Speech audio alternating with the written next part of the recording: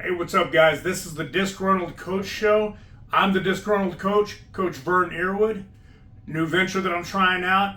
This is going to be something where I share with the world a little bit of everything about myself, about what I think about what is going on in the world around us, not only in sports, combat sports, other sports that I love to follow as well, like football, hockey, anything like that. I'm going to share my opinion.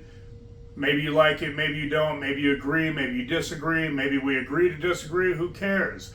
Tonight, I'm having me a little bit of whiskey, nice little glass here says poison on it. Whiskey can absolutely be. Having my other sloop bottle, 80th anniversary bottle for the Battle of Iwo Jima. And I just wanted to hop on here. Everybody's got to start somewhere. This is a new venture for me. It's a new venture for you if you subscribe and follow me. And yeah, we're just going to kind of talk about everything, starting with tonight, talking about myself. I wanted to introduce myself, to those who may not know who I am. Vern Earwood. I've been in combat sports for a very long time, 35 years. Prior active duty Marine, Marine veteran. Served for 6 years in the Marine Corps. And current director of operations for one of the largest regional combat sports organizations in the nation, and we'll get more into that. But first tonight, outside of introducing myself, I wanted to kind of take everybody back and give you a little bit of history on me. Number one, I like to pride myself in my integrity, my honesty with people, regardless of what the situation is, what the issue is, so I want you to know a little bit about me. I started in boxing whenever I was 12 years old in 1990, was a skinny kid, got bullied, got picked on, same reason why a lot of people get into martial arts in general. And I walked into a boxing gym one day and, just said, hey, I wanted to box, I wanted to learn to box, and the coach was just kind of waved me on and was like, well, go box, that's how you do it. So I watched all the boxers that was in there at the time. I kind of started studying and learning what they were doing, how they warmed up, jump rope, stretching, bag work, everything else. And it took me showing up for 4 months, 4 months of consistency on my own before I finally had a coach pull me aside and say, hey, let me show you how to hit that bag, and then from there it never really stopped. I boxed for a couple of years, as a kid, as a youth, started playing football afterwards. Got away from combat sports, away from boxing at that time. Joined the Marine Corps at 18 years old out of high school. The funny thing is just like every boy out there, we're all big dreamers. We all want to be professional athletes. We all think we're going to get into something that's going to pay the bills. And we said, man, I'm an athlete. And I never thought my world would go back to fighting, back to combat sports. I thought I would play football. I thought that I would have a chance to go pro, in the NFL, the AFL, anything like that. Those plans didn't pan out. I almost went to the AFL. The Marine Corps wouldn't allow me to. But yeah, I joined the Marine Corps, like I said, out of high school, 18 years old. Lost opportunities for scholarships because I was a knucklehead. I was getting in trouble. My dad told me, I told him I was going to join the military, either the Army or the Navy. That's primarily the two branches of service that my family had served in. Prior to that, my dad came to me one day and said, man, you think you're a young, tough punk? Join the Marine Corps. That's the hard one. That's the challenge. So I took it as a challenge and kind of had that mentality of, well, piss on you, I joined the Marine Corps. And I went to the Marine Corps. I joined the Marine Corps. I graduated boot camp. I am a United States Marine today because that old man challenged me. Love him to death for it. It helped kind of set me, on a good path the rest of my life, at least the path to know how to be resilient and how to recover, with everything that I experienced. But yeah, more to come on that. If you ever got questions, feel free to comment, write them down, message me. I'll always, respond and, always get back to you in terms of those questions you have. But in the Marine Corps, I served for a total of 6 years. I served from 1996 to 2002. I had a couple of different breaks in there. Part of my Marine Corps history, a lot of people do not know, is I wasn't always a good Marine. I was a, what was considered poster boy Marine according to my SRB service record book. I did a lot of great things. I earned a lot awards and had a lot of accolades as a young Marine. I also got myself in trouble. There was a time period there where I was under investigation for stolen military property. I was charged with unauthorized absence and desertion, at one point, and it all led back to me clearing the air and fixing my issues in the Marine Corps, getting into a fist fight with the first sergeant, doing federal brig time, federal prison time, for some of the issues that got me there, between the different problems. But I cleared them all up. I fixed them all. At my court martial, I told them, look, I came in the Marine Corps honorably. The one thing I want, I'll plead, but I want to leave honorably.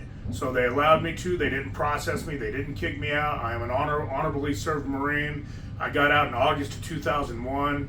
Got recalled back in immediately after 9/11 happened. By February 2002, I was back in the Marine Corps. I was shipped to Kaneohe Bay initially to be a part of the MP unit. The MPs didn't want me because of my brig time.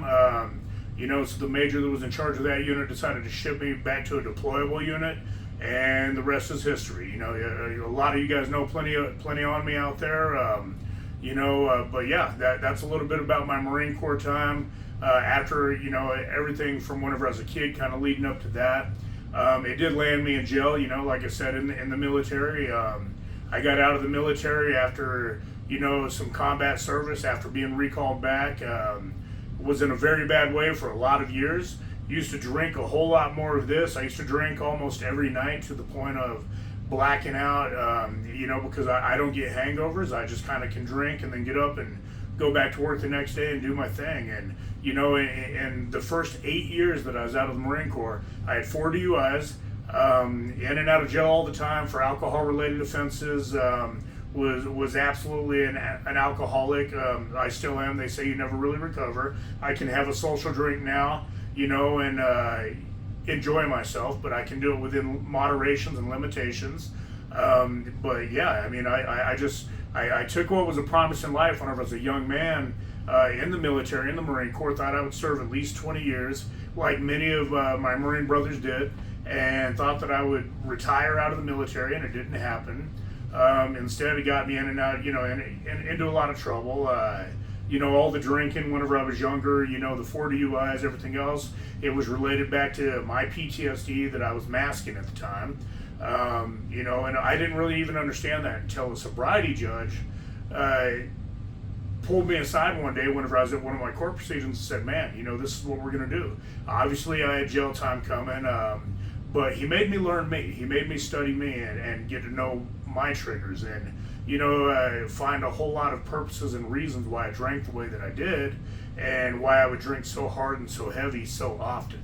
And I'm happy to say that, all the material I turned in about myself, I was able to, go ahead and give that to the Denver sobriety program here in Colorado.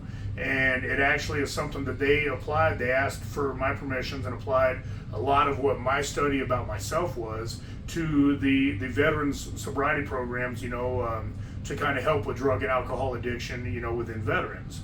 And, hopefully, some of that is still working. I'm still working on myself every day to improve, and get back to it. Whenever I moved here to Colorado, it was 2010. That was the last time I had DUI-related offenses and had such an alcohol problem, that where I couldn't even have a social drink. I couldn't, go out with friends or anybody without feeling like I had to be a part of the party. It took a long time to understand how to conduct myself and carry myself so I didn't have to be that person. And that kind of brings me to what got me involved with Sparta so many years ago, and brought me back to the fight organization was after I got out of the Marine Corps in 2002, I started competing. I started fighting again, became a professional fighter very quick. In and out of, competing and doing well for myself, I was getting myself into a lot of trouble with the alcohol-related offenses.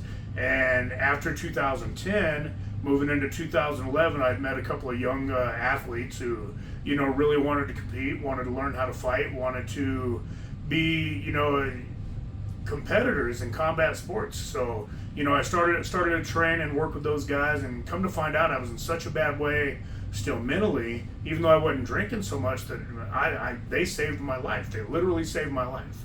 I wasn't too far from doing something I couldn't come back from. I'll talk about that more down the road as well. But that's what got me into coaching here in Colorado. I started up Child's Play MMA. I coached a great stable of young fighters, champions, here in Colorado for multiple organizations, champions throughout the nation for multiple organizations. I came back to fighting myself a couple of times over the years, and just kind of would pop in and out, and that what brought me back to ultimately my return to the ring not long ago, dabbling in bare knuckle. I returned in November, had a short stay, a short return. Recently, just nearly 3 weeks ago now, about 2.5 weeks, had my final fight, of the rest of my career, 35 years. I can happily say that I retired with a smile on my face. I didn't get my hand raised for that final time like I would have loved to have done, but I absolutely had a great time in the fight. I had a great competitor. I got to fight and headline, Sparta's AVM, Army versus Marine card, and that's always been a goal, been a dream, and something that I was able to fulfill. And, that just kind of brought me to where I am today, the Disgruntl'd Coach. For most people that know me on the scene, I'm pretty happy for the most part, but I disagree with a lot of the politics in the sports. I disagree with a lot of, people's individual opinions on how they should be approached in terms of the offers that they receive for competition. And I just got to thinking one day, I was like, man, you know what?